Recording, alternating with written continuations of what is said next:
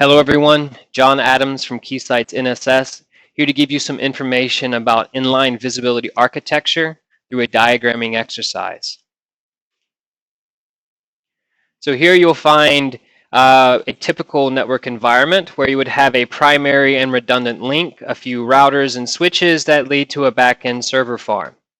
So traditionally, we would add in firewalls and IPSs into our environment to make sure that the environment remains healthy.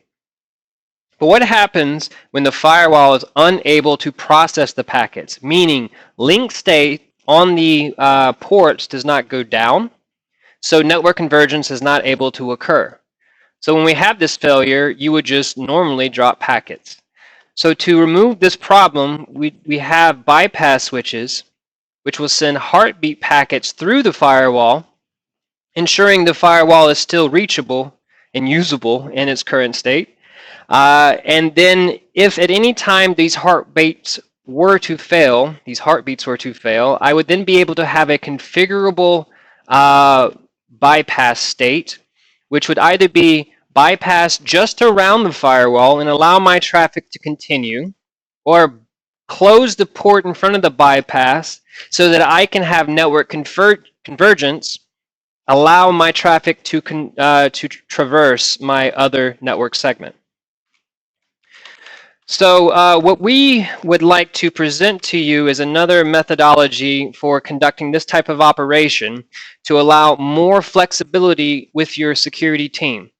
So in normal operations, if ever I was going to do some type of work on my firewall or the IPS, I would have to contact the network team and tell those guys, hey guys, I need to do some security updates or some configuration changes.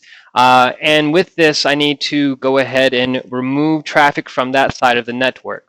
So then the network team will go through some time and shut the port, perhaps leading to your firewall so that network convergence would occur and the alternate link would be handled.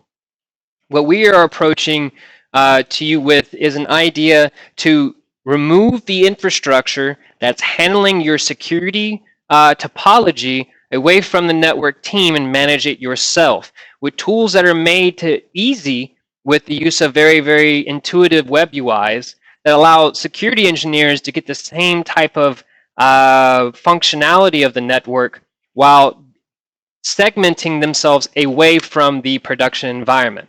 So basically, from these bypass switches to these network packet brokers you see above, I now have a clear separation from my production environment. From there, I would build service chains, which would house specific types of equipment that are required to do specific jobs. So I could have a firewall service chain, and I can have an IPS service chain, and I can have a web application firewall service chain.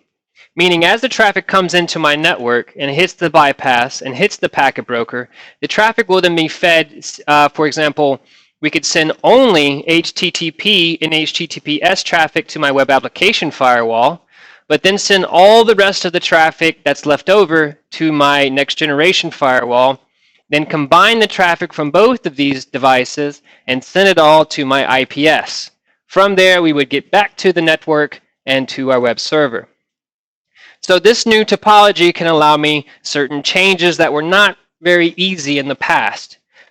What if my business wants to grow and we need to increase the bandwidth available on the network?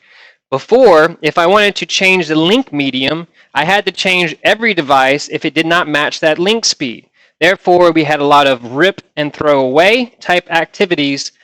In this topology, we only need to change the bypass switch into a larger bypass switch, as your packet broker is intended to allow connections from 1 gig, 10 gig, 40 gig, 100 gig. There's a flavor for every environment to allow you to easily scale through this situation. Now, also with this, I can now subjugate specific service chains to specific traffic.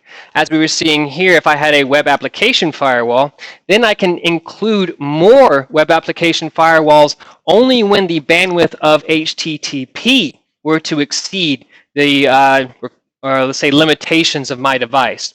So with this, I can be much more selective in how I'm going to increase my spend on specific devices to ensure I can handle the bandwidth on the inside.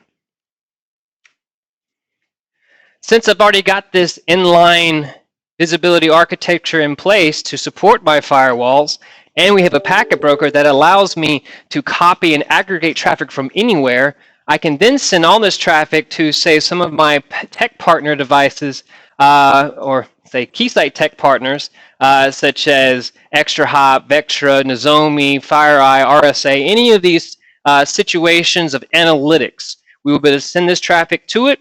We can ensure it gets the correct or most correct traffic, and we can do certain extra features to ensure the health of those devices remains at the utmost at all times.